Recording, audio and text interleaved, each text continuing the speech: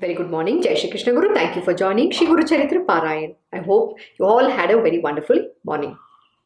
Om Shri Guru Bhyo Namaha, Om Shri Ganeshaya Namaha, Om Shri Saraswataya Namaha, Om Shri Guru Dattatreya Namaha, Om Shri Mahalakshmi Namaha, Guru Brahma, Guru Vishnu, Guru Devo Maheshwaraha, Guru Sakshat Parabrahma, Tasmai Shri Guruve Namaha. Shri Guru Charitra Parayan. We'll continue from where we stopped, that is chapter 16, Fruits of Devotion to the Guru. So I'll do a quick recap of what this chapter entails. In this chapter, Guru Nath narrates to her Brahmin about the necessity of single-pointed devotion to the Guru and the merit of Guru Seva by way of illustration of the anecdote of Dhaumaya Rishi and his disciples, namely Aruni, Baid and Upamanyu.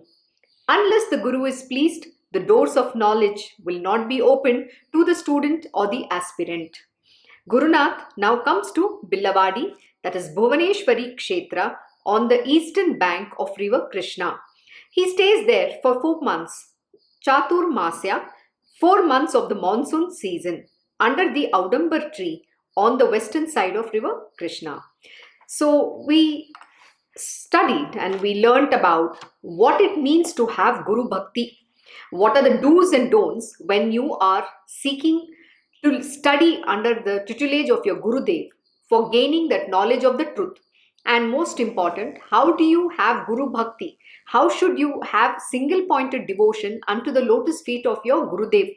This is very, very important. I'll read the chapter once again as a quick recap so that we understand the importance of what are the do's and don'ts when you want to evolve on the path of spirituality, and when you have a real master, most important, what are the don'ts, means what are the things that you should not do if you care about your spiritual wheel. Srinarsima Saraswati told him, that is, who is he talking to? He is talking to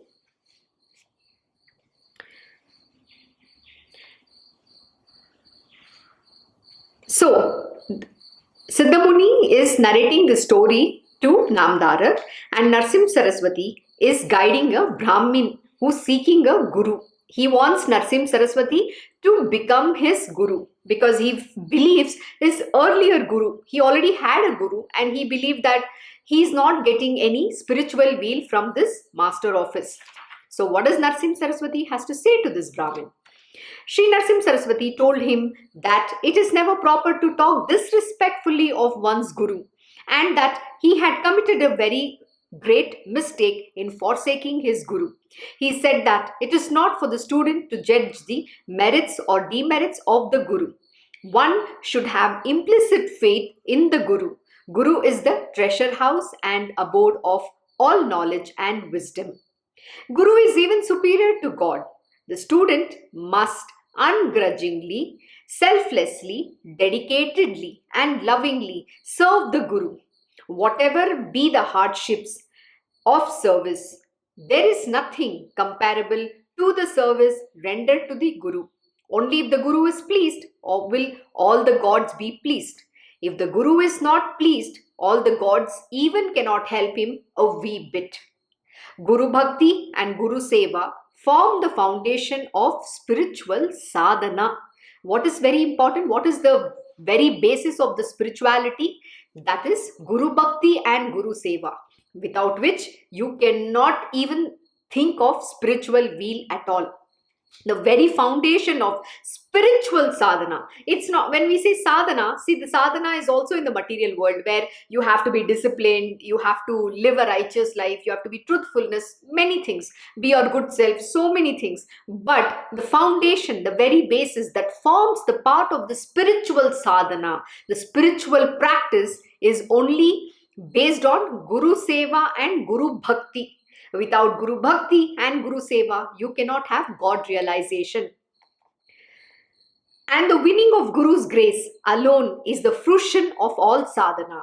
What is the most important of all? Winning the Guru's grace. How do you win the Guru's grace? See, the Guru's grace is obtained only when the Guru is pleased. How will he be pleased with you?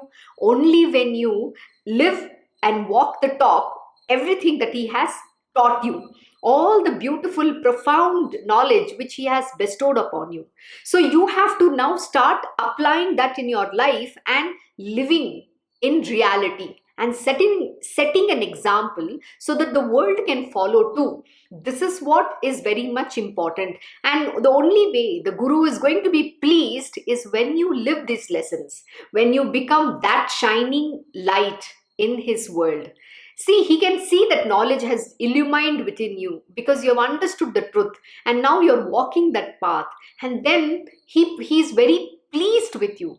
And when he's pleased with you, then the fruition of all sadhana happens. That is the only way the fructification of the knowledge, the sadhana, everything happens. The Guru has to see you living his lessons, everything that he has taught in you. It should not be like, okay, he's taught you and then you go and do exactly what you're not supposed to do. Then it's never going to please a Guru. So the most important is also to obtaining or winning the Guru's grace. Then Srinarsima Saraswati narrated the stories of Dhaumaya Rishi's disciples as example and illustration of this truth. So let us understand what the story is going to teach us. Dhaumaya Rishi had 3 disciples. One was Aruni Panchal, the second one was Baid, and the third was Upamanyu. Aruni was asked by the Guru to water his field so that the cereal crop would grow well. The water had to be brought into the field through a canal from a tank which was little far away. The tank was shallow. Aruni dug the canal deep and put up the bunds of the canal, and water started flowing into the field. Then, unfortunately, a breach developed in one of the bunds of the canal and the water started draining out and escaping away through the breach, thus stopping the flow of water into the field. Aruni tried his best to fill up the breach by piling up stones, putting sand, etc. over there, but could not succeed. This water was going waste and he was worried as to how to get the field filled with water. Then he got an idea. He lay down at the site of the breach, thus blocking it. The water thereby started flowing into the field. He remained there in the same position so that the field would get the water fully.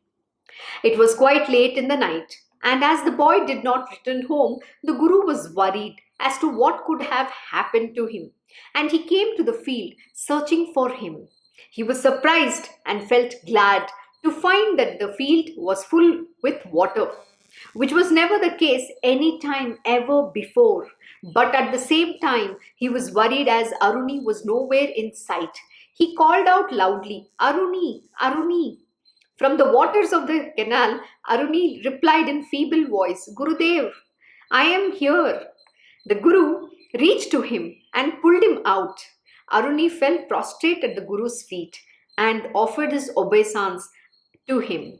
The Guru was touched by the boy's unselfish devotion to him and placing his hand on the boy's head, blessed him, saying, "May you become proficient and gain mastery in all the Vedas and Shastras." No sooner than the Guru said this, Aruni became fully enlightened and all knowledge dawned on him in a flash. How sweet, how beautiful is this? What does this mean? First of all, who does Aruni represent? Aruni represents the Sattva Guna in us. What does Sattva Guna mean? Sattva means which is full of goodness. There is purity, there is love. It's all about selflessly serving. There is no selfishness anywhere in that being. It's about giving, it's not about taking. And Aruni served his master selflessly. He wore himself out so that the master's field could get water, the crop could grow. So he was very selflessly serving his Gurudev. He was not doing because he wanted to get the favors of the Guru, or there was no hidden motivation or an agenda. He was only committed towards the job which his Gurudev had given to him. So he wanted to perform to his best of his ability. So Aruni did make all efforts to make sure the field gets the water. And what happened? The Gurudev was pleased. He didn't care about his body. He didn't care about whether he will, he'll live, he'll get cold, he'll get fever. He never bothered about himself at all. His focus was very clear. Single pointed devotion to the task which his Gurudev had assigned to him. And he was fulfilling it to his highest ability. And then what happened? When the Gurudev saw the selfless service of the boy, his disciple, and his devotion, single-pointed devotion, ekagrata, single-pointed focus in his job, single-pointedly he was servicing his Gurudev. He was serving his Gurudev. And then what happens? So the Guru was very much pleased, and he bestowed upon him that knowledge of all the Vedas and Shastras. And he became enlightened instantly like that. So this is the way the Guru's grace comes. This is what it means to winning the grace of the Guru. The Guru is very pleased with this disciple to see how much devotion he has. This is also called the Guru Bhakti. And what are the two things? What is the two things which Narasimha Saraswati was saying here? Earlier we read Guru Bhakti and Guru Seva form the foundation of spiritual sadhana. Only when you are perfect in your spiritual sadhana, then the knowledge comes on you. Then the Gurudev confers that knowledge. He bestows that knowledge. That is why we say, Moksha Moolam Gurur Krupam. No matter what it is, whether it is moksha, knowledge, anything, everything is only with the grace of the Guru. So winning the Guru's grace is extremely important. And to do that, there are two fundamental things. The very foundation of spiritual sadhana is Guru Bhakti, and second is Guru Seva. So please remember, just by saying, I am devoted, lip service. A lot of people give only lip service. I am devoted, I can do this, I can do that. But in reality, you can't do anything. You don't even do a single thing. Then what is the point? That is why my Krishna Guruji teaches us how to do selfless service. We have to do every job. He teaches us by example. He sets himself as an example. Though he has nothing to achieve, there is nothing for him to do in this world, yet he will show us in practical how to live a life full of sattva guna in us, which is full of goodness, love. The one thing that I have watched and for many years and continue to see how he lives his life is that no matter what people do, say to him, it doesn't matter to him. I have only seen my Krishna Guruji always doing the beautiful things, always bestowing blessings upon even those who might have insulted him, said lot of bad things to him. But he doesn't carry any grudge. He doesn't have any enmity with anybody. He doesn't hate anyone.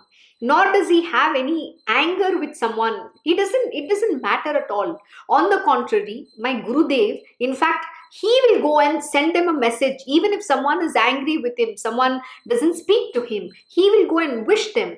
He will go talk to them. He doesn't have an iota of ego in him. There is no ego. And though he is a great master, he demonstrates what it is to have humility and humbleness. You see, we get very angry when somebody misbehaves, somebody insults us, somebody calls us name. We don't like. We get immediately angry. We get upset about it, and then we are like, who the hell the other person is to call me that or say this to me? Immediately our ego comes. We get very arrogant. But my Krishna Guruji does not even react. He doesn't even speak a word. He'll just say, they are ignorant. They want to say what they want to say. I didn't even hear. Like the beautiful story of what Buddha and his disciple, what Buddha taught his disciple. Just a quick recap. I've said this story an n number of times, but it is very important that you remind yourself of the story, the lesson, so that next time when somebody is insulting you, somebody is calling your name, and somebody is talking garrulously, some nonsense, you don't let your mind react. Most important, and you don't even have to utter a single word. That is the mark of a great being. That is the sign of you evolving to becoming great. It doesn't matter that we have to equally react to somebody's mind's chatter. It does not matter. You know what Buddha said? There was a man, when Buddha and his disciple were walking, both of them were walking, there was a man who came to Buddha and he started abusing him. He called him names. He started saying whatever came to his mouth. And after 10 minutes of banter, And then, Buddha asked him, have you finished? The man just said, he walked away. Later, his disciple tells Buddha, Lord Buddha, how can you keep quiet when that man was calling you all sorts of names? Why did you keep quiet? Why didn't you give it back to him? And then Buddha said, did you hear? I did not hear, so you can give it back to him. What does it mean? It means, see, they can say what they want. The world can talk however they want. It doesn't matter. Does that mean you become that? Does what other people say define you, or it is who you truly are? See, people can judge. They have a mind. They have, the mouth, a long tongue, so they can talk whatever comes to their mind, right? That is why my Krishna Guruji will say it is very important to practice silence. Silence is not just shutting the mouth, it's also shutting the mind, the most important. And we don't have to react to people's nonsense. So many a time my Krishna Guruji will ask me, is it important that you have to respond to what others say or somebody else's mind talk? Why are you getting into other people's mind talk? Let them say what they say. Does it mean that everything is going to happen the way they want? No, people are allowed to make their judgments. People are allowed to speak what they want. But when you are on the path of spiritual, and when you are a spiritual being and you have a guru and you're studying under me, you are not allowed to respond. So don't respond. It is very important to keep quiet and listen, because people are talking to their ignorance. They are filled with ignorance and they are talking through their mind. And the mind itself is unreal. And everything that the mind does is create doubts. It's deceit. It has a lot of self-conceit. It's constantly judging others. That's why here the Gurudev says, one must not judge the merits or demerits of a Gurudev. Forget about the Guru. You can't judge about anybody, because that is who they are. So why are you becoming like them? That is why in spiritual, we are taught to always follow and be on the path of sattva. So from tamas, we have to rise to rajas and become sattva. Forget even rajas. You can even jump rajas and become only sattvic. Becoming sattvic in nature is extremely important. If you cannot be your good self, then what is the use of being in spiritual? See, this is very important. Forget about even spirituality, right? Even if you're not in spiritual, the lessons that we have been taught, our moral, our values, everything teaches us. Most important thing is to always be our good self. We have to see God in everybody. We have to always treat everybody nicely, be kind to everyone, be forgiving, be our good self. But this lesson today has gone out of the window due to the Kali Yuga. And what is the two important thing that is, driving us? The whole world has been driven by two important things, and that is lust and greed. The more and more we are getting entangled into this lust and greed. So stay away from those things. It is not important. Have this devotion, no matter what your Ishta is, whoever your Gurudev, you don't even have a Guru, it doesn't matter. The God that you love the most, consider him to be your Guru and just pray, worship to him. Someday the Guru will find you. Like I said, when you have this human body, that itself is a most important tool to have. So you already have the human birth. Second is, you need to have the burning desire to knowing, what is the purpose of my life? Why am I here? What is the use of this body? What am I supposed to do in this material world? So when you have the burning desire to knowing yourself, then the most important thing you need to seek is the grace of the God. When these three things comes together, then the Guru finds you. And please remember, the reason we are doing this Guru Charitra is only to recognize and understand the nature of the Guru, the qualities, the attributes. How does a real Guru behave? How does he live? What does he do? What does he come for on this planet Earth? Why does he manifest? All that is very beautifully explained. And when when the Guru finds you, when you meet this master, then how do you, evolve on the path of spirituality with him? That is what is taught. And the very foundation is Guru Bhakti and Guru Seva. What kind of a disciple you have to be? So here there are three different kinds of disciple where Dhaumaya Rishi is explaining. It's a story given to us, narrated to us, so that we understand how to be the highest of the disciple, who is full of goodness, who is doing, offering selfless service to his lotus feet. Unto the lotus feet of his Gurudev. That is what is important. Guru Seva doesn't mean, oh, I'm doing, we think we do a little bit and we say, okay, yeah, I'm doing Guru Seva. No, what kind of Guru Seva has to be done is what is given through this story, this anecdote. That is what we need to understand. We have to serve the master selflessly. In the previous chapter, Siddha Muni was explaining where, no matter how difficult the task is, how much pain you have to endure, but you have to serve the master, enduring that pain, and magic will happen, grace will flow. The Guru is ever protecting you. Can you believe? The Guru is coming in search of his disciple because it was too late, it was dark, and he didn't come back. So the Guru Mother, he's a compassionate one. You know what? No mother can love you like the Guru Ma, because he's the mother of everybody. He's the, this mother of this universe, like my Krishna Ma. Even I'll tell you, see, everybody can care about their children because it is their children. As a mother, the mother is going to be very much attached. It's to her son, daughter, whoever it is, to her grandchildren. Why? Because it is hers. She feel, I've given birth. There is ownership, there is an attachment. But the Guru Mother is a selfless one. This entire universe is his creation. Everybody is his child, his children. They're all his children. I am his child. Every other disciple of my Gurudeva are his children. So what makes you think that you can compare this Guru Mother to a material worldly mother? No, the word mother is very profound. But in the material world, yes, the mother has to take care of her children. It's a different thing altogether. But we cannot ever compare this Guru Ma to anyone in this universe, because what the Guru does, not even any father, mother of yours can ever do to you. Nobody can do to you, not your husband, brother, sister, friend. No one can do to you. Example, if one day I am late, or if I have not informed my Gurudev, like Krishna Ma, I'm going to be late, I've got stuck in a traffic, whatever might be the case, he's ever waiting. He will message and ask, where are you fine, have you done this? So much of caring. Who can care like that? That is the truth. In reality today, nobody bothers. See, everybody's living their own life. They're all selfish to the core. They're bothered with their own health. They're bothered with their sickness. They are bothered with their own misery. They cannot understand what it means to serve selflessly. But the Gurudev, this Guru Mother, is not thinking about himself or herself, but this Guru Ma is thinking about everybody else except themselves. That is the greatness of this Guru Mother. No matter who it might be, the Guru will always make sure that everybody is safe and fine. They are taken care of. Nothing, no calamity shall befall them. That is what the Guru Mother does. So I know what, I can continue talking on this topic and it is endless. But just to summarize, this is the truth you need to understand in a real Guru.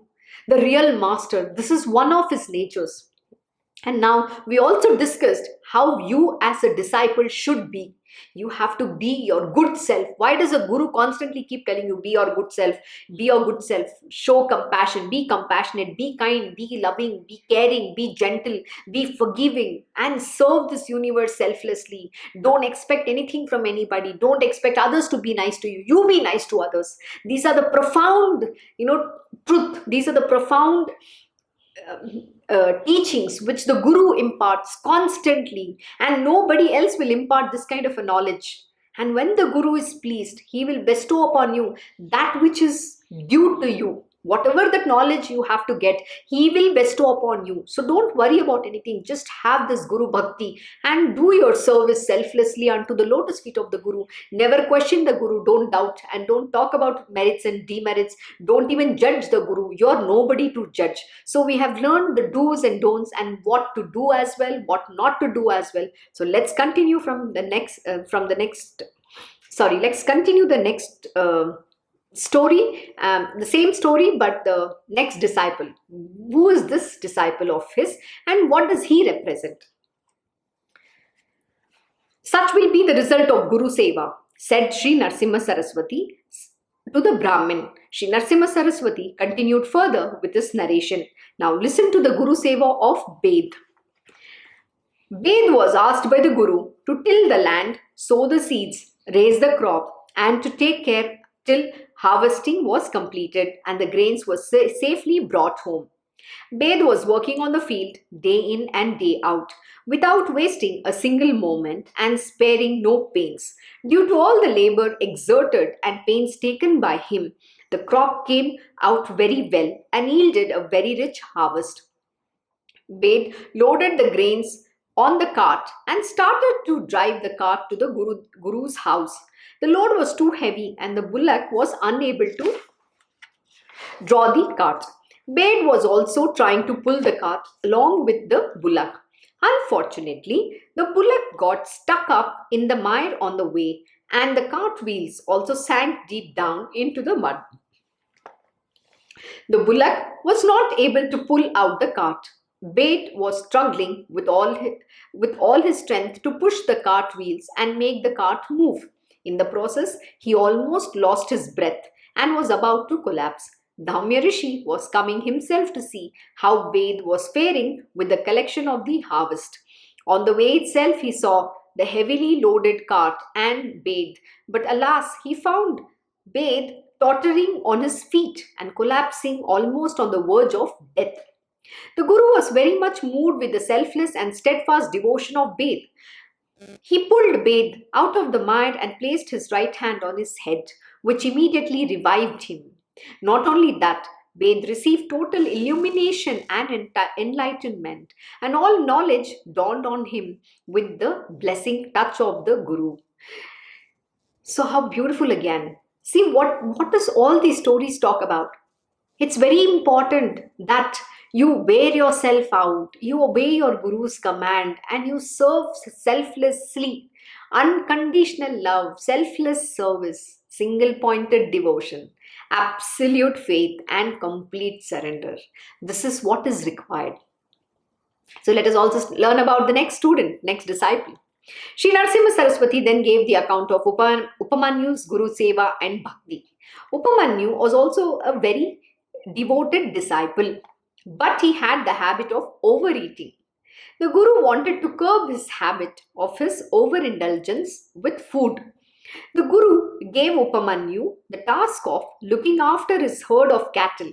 Upamanyu used to leave home very early in the morning along with the herd. After eating the little food the Guru gave him, the Guru gave him.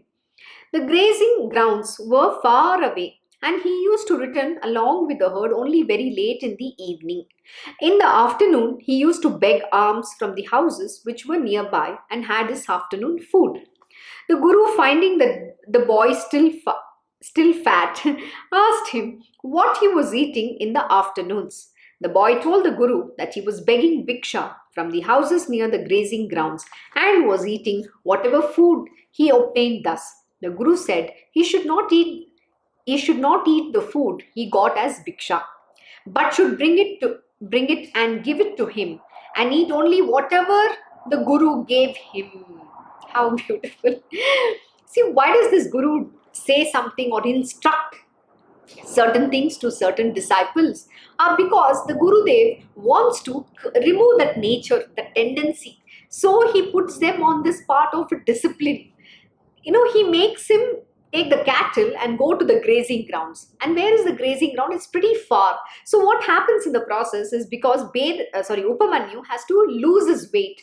So when he walks that far every day, morning and evening, he is able to reduce his weight and also curb his craving to eat more food. But on the contrary, what does Upamanyu do? He is taking bhiksha and eating. So now Gurudeva understood. So then he put another he made another rule that you cannot eat the bhiksha alone without first offering it to me. So bring whatever the bhiksha you get and offer it to me, and then what I offer back to you, that is what you have to partake of it. Then Upamanyu started doing as the Guru said. But as he was feeling very hungry in the afternoons, he started drinking the remnants of the milk that contained to drip from the cow's udders. After the calves had drunk with their fill, the Guru prohibited that even. Upamanyu became very much emaciated for lack of food. So the craving of food increases. The moment you say, don't do this, what happens? Your mind exactly wants to do that. This we'll all find when the Guru Dev gives an instruction. The mind says, who is this person to tell me what should I do? That's how the mind will talk. Okay, why should I listen to him? I will exactly do what the Guru Dev is telling. I'll do the opposite of it. So that is where you will have to override the mind and exactly do what your Guru Dev is ordaining you to do. Why should you do that? Because that is the only way to control your mind.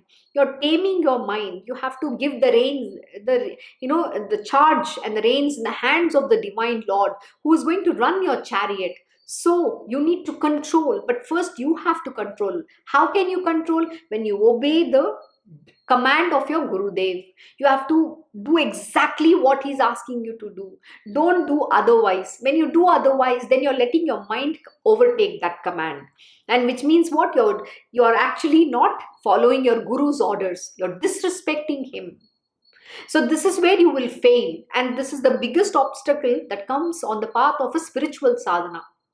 Even in Baid's case, his Gurudev is trying to curb him from not letting him eat the food, or not letting him drink the milk. But what happens? He gets terribly hungry. His mind is forcing him and he's unable to bear it. So let's see what happens now. Unable to bear the hunger, one day, seeing some milk exude from some wild leaves, he drank the milk.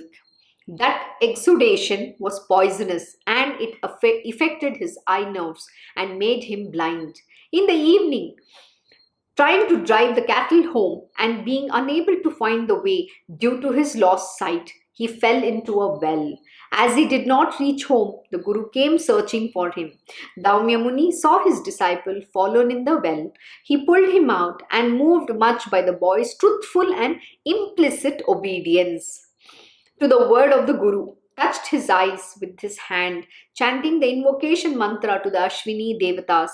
Upamanyu instantly regained his sight. Absolutely. See, even in this case, though this boy had the tendency to eat or overeat or do whatever, right, that tendency had to be curbed. So the Gurudev, made him not to do certain things, but the boy was truthful. Despite whatever the tendencies were, his nature was, he was fighting to overcome. So Gurudev saw his sincerity, his truthfulness, his obedience to the Guru's command. Today, the most important thing that is missing within us is that we don't want to obey to anybody. We want to do exactly what feels like, whatever we feel like, whatever our mind tells us, we want to do that. So where is the question of you will want to listen to that inner voice, the voice within you? And that is why it's very important that you obey your Guru's command. When you start listening to your Gurudev, please remember, he is very much within you. You will go inwards, you will understand the truth, and you will recognize the voice within who is ever waiting there and guiding you.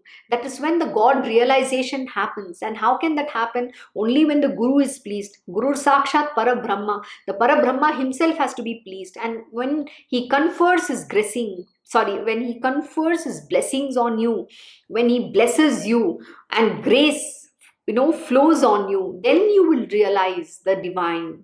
That is what is extremely important, and that is why it is mentioned you have to win the grace of your Guru. So when you win his grace, and then all knowledge, everything is right in the palm of your hand, it is not too far away. God realization can happen right at that moment. That is what is important, and bhakti is the only way. There is nothing else required for us to do. You don't even bother about trying to meditate, trying to stress your mind to meditate. All that is all no use. Just have that love and devotion. That is the only way for you to redeem all your karma, all your sins, and evolve on the path of spirituality. It's not a rocket science at all. It's a very simple thing, and you can achieve it today. Have that conviction, have that faith, have that bhakti, have absolute devotion, and then you will find. They say, when you seek, you will find God. So seek and you will find it. But don't stop. Seeking means you can't just say, oh yeah, today I was seeking, but I didn't find, so forget it, let it go. You can't say that. You have to continue to seek till the moment you find it. You can't give up. Like my Krishna Guruji will always teach us, he'll say, yeah, it's okay. If you don't find, then keep going ahead, keep going ahead. You will come across, you will find you will find your treasure. It is waiting. But how much effort are you putting in? That is the most important thing. You have to keep digging. You have to go ahead. If you don't dig, if you don't go ahead, how will you find? So most important, keep going ahead. Don't stop anywhere and say, okay, I'm done now. No, there's no done now. You have to keep going ahead. There is no stopping. There is no looking back. And don't look back what has happened, what went well, what didn't well. It doesn't matter. And you don't even have to bother about what is gone. It's already gone. It's done and over. Now only keep looking ahead. Go ahead, go ahead. That is what even Ramakrishna Paramahamsa ji says. Go ahead and you will find different minds. The treasure is waiting there. Why are you just stopping there? You don't want to take the treasure? Why can't you go ahead? So you have to keep going ahead. Don't wait for anything. It's okay to, if you can't find, you have fallen down, but still get up and walk again. That is the point. The point here I'm trying to make is that there is no stopping. You have to keep going ahead and don't look back. Don't go back into the past. Don't look back what has happened, and don't look back what is going, and don't think about what is going to be. What has to be will be. And it's already programmed. So why worry? And that is why Baba says, why worry? Why fear when I'm here? And why are you worrying about anything? The Divine Lord is taking care of you. You have to just surrender to Him. Everything is beautifully programmed. It is already laid out there. You just have to go walk that path. Walking that path is in your hands. There's nobody else who can walk for you. You're the only one who has to walk it for you. So go ahead.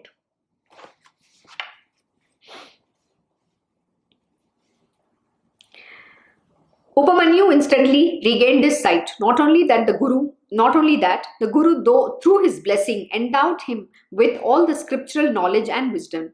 Upamanyu became a most renowned rishi. It was his Shishya by name Uddanka who presided over the great serpent sacrifice or Janamejaya, which brought even Indra down from the heaven along with his throne towards the sacrificial fire. It is also said that Uddanka, soon after completing his discipleship, obtained from Adishesha in Patala the latter's ear kundalas and brought and offered them as Guru Dakshana to his Guru Upamanyu. Srinarsima Saraswati, by these examples, taught the Brahmin the supreme importance and necessity of Guru Seva for acquiring spiritual knowledge and wisdom. See, all the three stories, in the three stories which now Narasimha Saraswati has narrated, it is all about Guru Bhakti and Guru Seva. There is nothing else. And please remember one very important thing. If you have accepted someone as your Guru, you cannot disown that Guru. No matter how he is, what he is none of your business for you to judge him. Please remember, God has put him in that position. It is God who has given him that ordain. Again, okay, there are a lot of fake gurus in this world. Doesn't mean you fall prey into them, right? Pray to them. But if you have sincerely have the Guru Bhakti and you have accepted them as your Guru, then you are no one to judge the merit or demerits of the Guru's doings or not doings also. It is none of your business. But you have to have that faith.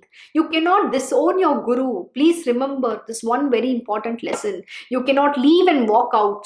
Even though your Guru might, put you through all kinds of tests, hardships. But please remember, His grace is there.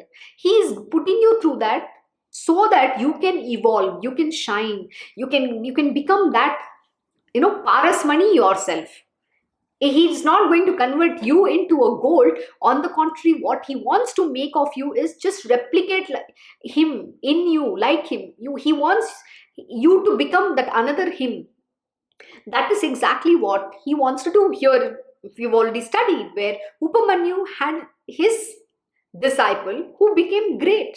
So Upamanyu himself became a rishi. So what did his Gurudev did? What did Dhaumaya Rishi create? Another rishi. So he did not touch that Parasmani and turn that into a gold. On the contrary, he made that into another Parasmani.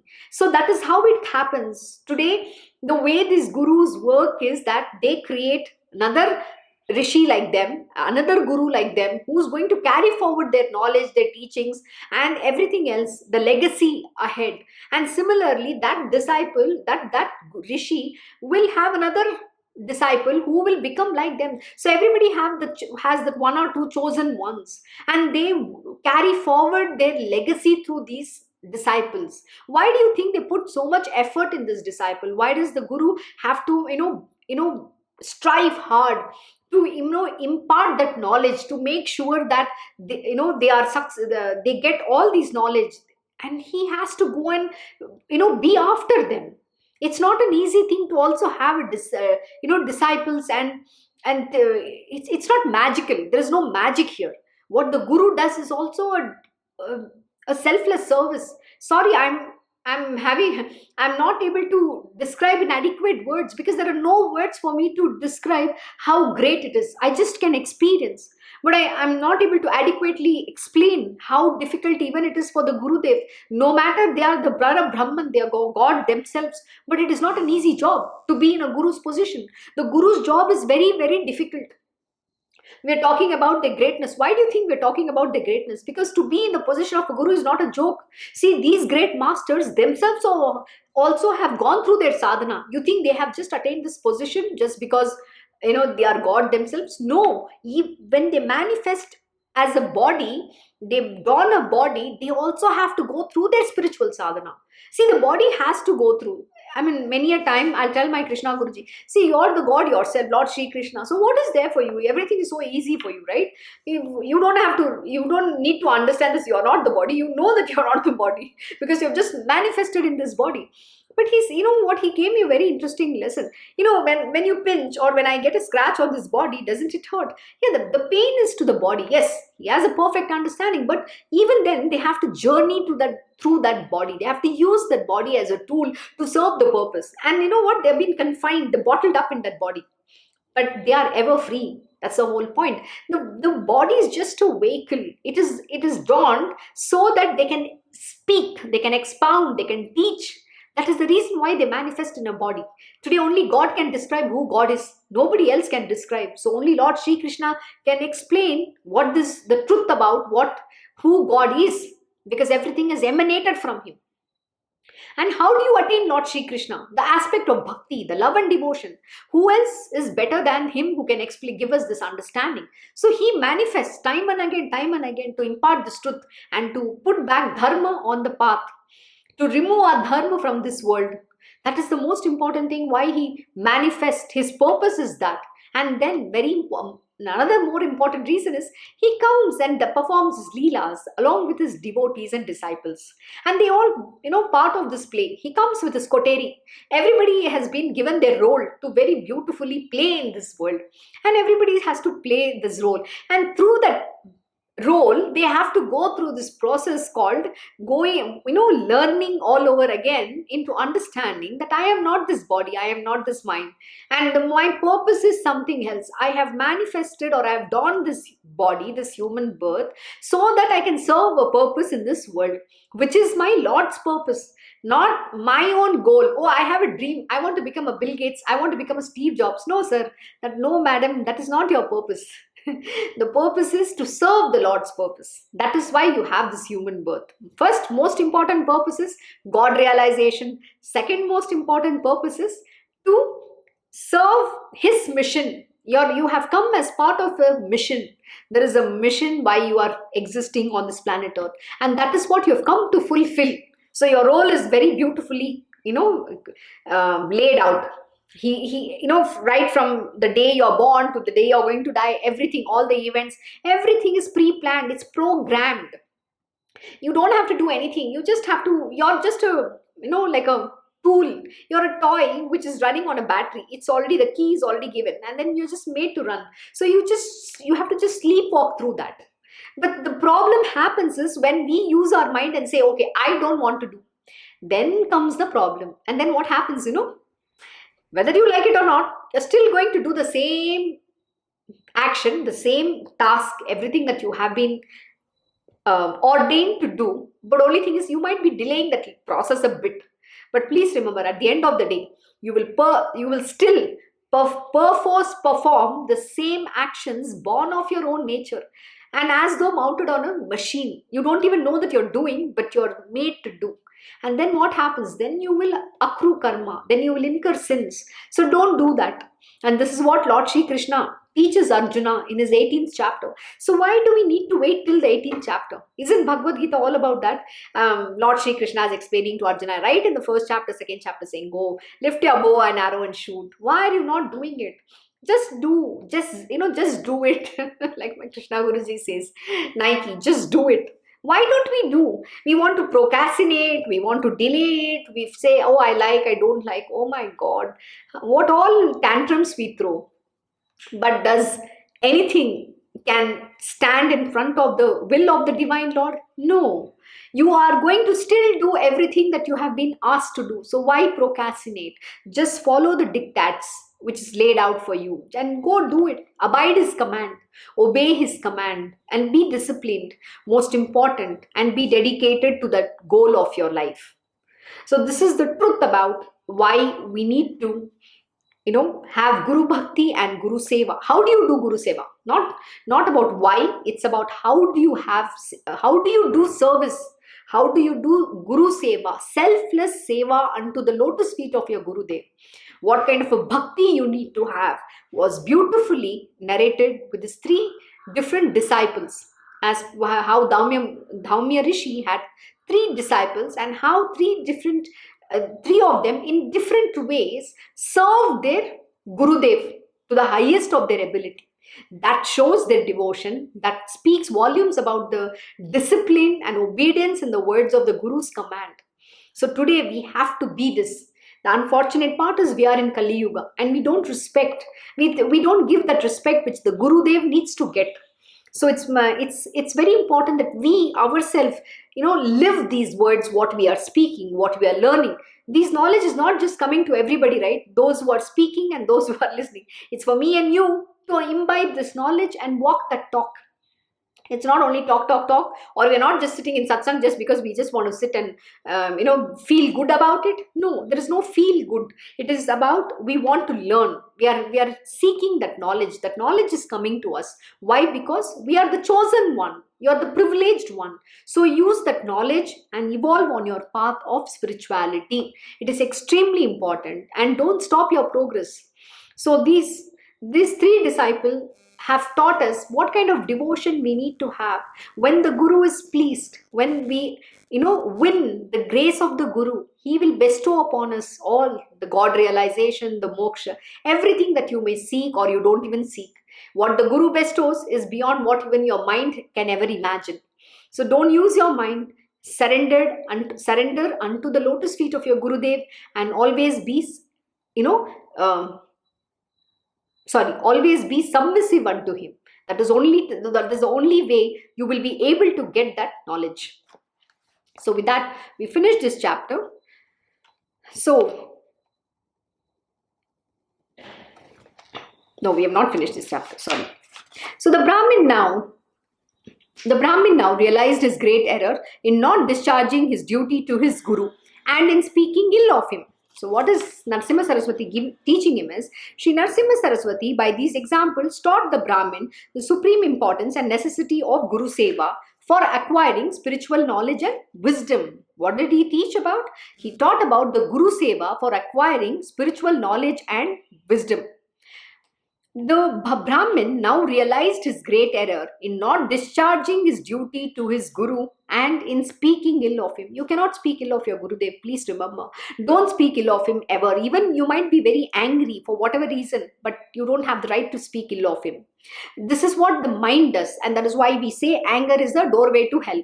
So all the Shadripus, whether it is anger, lust, greed, hate, avarice, jealous, all these Shadripus will not allow you to evolve on your path of spirituality. It will become an obstacle. It will not let you go ahead at all. It's always going to show you, look, your Gurudev is bad, he's doing this, he's favoring somebody else. It's constantly going to make you think, oh, so he's favoring some other student, he has given them the knowledge, I have not got the knowledge, I'm privileged. You think it is, you think you deserve it, and why should somebody else deserve it? All these comparisons, doubts will assail your mind, and then what happens? The Guru Bhakti will go out of the window. How can you have Guru Bhakti then, tell me? If you think your Gurudev is doing something, he's being unfavored to you, or he's doing something unjust, with you, then how will you have Guru Bhakti? How will the devotion come? There itself, the mind has already created a stumbling block for you, not letting you go ahead, not letting you evolve on the path of Guru Bhakti. And Seva, will be least bothered to do Guru Seva.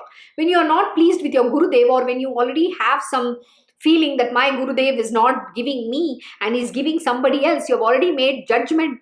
You're already, talking about how good or bad he is. Merits and demerits, you're talking about him. And when you have done that, then you can't go ahead. So you're cutting your own legs. So where is the question the Guru is going to ever be pleased with you? You think the Brahman is going to be pleased with you? No. So what is that you need to do? Never let your mind come in the way of you and your Gurudev. But please remember, this is the biggest hurdle in every spiritual aspirant's path, or even in those who are on the path of spirituality as well. Every disciple will have to go through this. This is the test that you are going to be put into. So at that moment, please remember, don't ever question this greatest mother who's full of love, whose love for you is, you can't even measure. Such is the love of this mother. Never question this mother's motivation. Never think that this mother has some ulterior motives. No Guru can ever have any ulterior motives for his disciples. I'm talking about the true Guru masters here. They wear themselves out. They only want to see their disciples shine, for which they are willing to do anything in this world. They will bear all kinds of pains. They will suffer for your karma. They will take it on themselves, but they will not let one scratch come to you, That is the mark of this great master. They might be harsh in front of you. They might say certain things in a tough manner, but let me tell you, all that is only because they care about you so much. They want to see their disciples shine, become that Paras money, for which they are willing to do anything, even it means to, wear themselves out to the last bit. They will do this for you. That is the nature of this great Guru. No other Guru will do this for you. I'm telling you this. This is the mark. This is the nature of a real master. You take the case of Ramakrishna Paramahamsa Ji or Sai Baba or anybody. They all wear their body for the others, the well-being of this entire universe and their disciples and devotees. And they are not selfish being at all. They don't favor anybody. You need to understand. They know what is good for each one, and they will only give that which they know, which is right for you. They will not give you nothing less, nothing more. But please remember, how your mind will show you is, oh, the Guruji is giving the other one something more. But also remember, like my Krishna Guruji will explain to us, all my disciples and devotees are parts of my body. Some hand will be used more, the other hand will be used less. So my right hand has more usage than my left hand. Does it mean that my right eye is more dear to me than my left eye? No, both are equal. Every part of the body is equal to them, but we can't see that. We cannot understand the greatness of this Guru because they are unfathomable. We use our petty mind to judge them. So don't do that. This master's greatness can never be understood. And please remember, whenever your Gurudev is, beating the pulp of you, means not physically beating. When I say beating the pulp of you, means when he's teaching you and telling you what not to do and giving you that peace of mind, that is, it's actually blessing. He's showering his blessing on you so that all that, tendencies of yours, negative tendencies, that evil propensities within you will disappear. He's cleaning you thoroughly. He's putting that acid, those abuses or those even the harsh words are his blessings. Those are the beautiful blessings he's showering on you. You need to understand, but please remember, when a Guru is praising, you are sure to fall down. Never take his praise, but always take his, beatings. That is what will make you evolve. That is the truth. It doesn't mean that when he praises, you're going to fall. But what happens is, it gets to your head. The moment, it's not about him, it's about you. The moment someone praises us, we don't have control over our mind. We feel elated. Oh, we feel mighty pleased. Oh, I am the greatest thing that's happened. If not for me, my Gurudev doesn't exist. What nonsense. He will bring 100 people like you. He can replace you like that. What makes you think you're some great, God Almighty who's dawned here? No, we have to show our humility and humbleness. Without humility and being submissive unto the lotus feet of the Gurudev, you cannot achieve any spiritual wheel. And most important, just be full of goodness. You represent your guru in this world, so you cannot have any bad behavior. This is exactly what my Krishna Guruji will teach me all the time. He says, you are my representation. Every student of mine is my representation. And if you do not live the lessons that I am teaching, so what is that we are going to show the world? That my Gurudev is bad? No Guru is bad. Please remember, it is we who define the Guru. So how do we need to define him? His teaching should stand in us. So live that teaching. So we need to make him proud. That should be our ultimate motto. That should be our motivation. That is only Guru Dakshana can be offered to this Gurudev. That when we live his lessons, the world will say, oh wow, this disciple's Guru must be great. He has made this into this gem, the beautiful Paras money. We bow down to this Brahman. That is what we have to earn. That is the highest Guru Dakshana that you can ever offer. So please live this beautiful lessons. If you have those who have your Guru, seek that grace and follow his path. He will be very pleased. And those who are seeking the Guru, seek, you will get. Seek and you will find.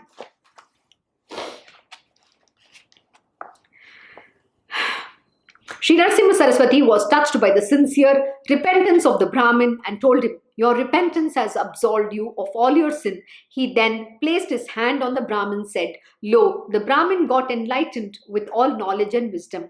Srinarsima Saraswati told the Brahmin that he should go immediately to his Guru, fall at his feet and pray for his forgiveness. He said that it is only then that the enlightenment he got now by his grace would become secure and lasting. Srinarsima Saraswati then left the Amba Bhavani Kshetra and went to Billavadi, where there is the ancient temple of Shree Bhuvaneswari Devi. There on the western bank of river Krishna, under the banyan tree, Srinarsima Saraswati made his abode and stayed there for 4 months. So with this, we have ended the chapter here. Thus ends the 16th chapter of Sri Guru Charitra, describing Guru Bhakti Prabhava. Glory to the all-merciful, the omnipresent and the ever-responsive Guru Nath. So most important, what did Narasimha Saraswati end? He said, though he blessed the Brahmin and conferred on him the enlightenment, but until his own Gurudev does not pardon him, most important, he has to go and seek forgiveness from his Gurudev. And until his own Gurudev is not going to pardon him and give him his blessings, that enlightenment shall not fructify and shall not become everlasting, or it cannot be secured within. That is why only your Guru can give you that blessing. You cannot go to another Guru. Here, this is what Srinarsima Saraswati also taught us through this chapter, through this lesson, that it is part of the Guru Parampara. You cannot leave your Gurudev. You cannot go from one Guru to another Guru to another Guru. Then you're doing justice to nobody. Then you're not anywhere. You're just hanging like there. You're hanging in the middle.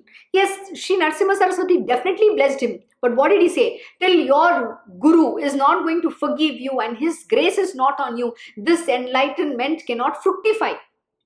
So most important is you have to hold on to your you have to hold on steadfastly to the lotus feet of your own Gurudev.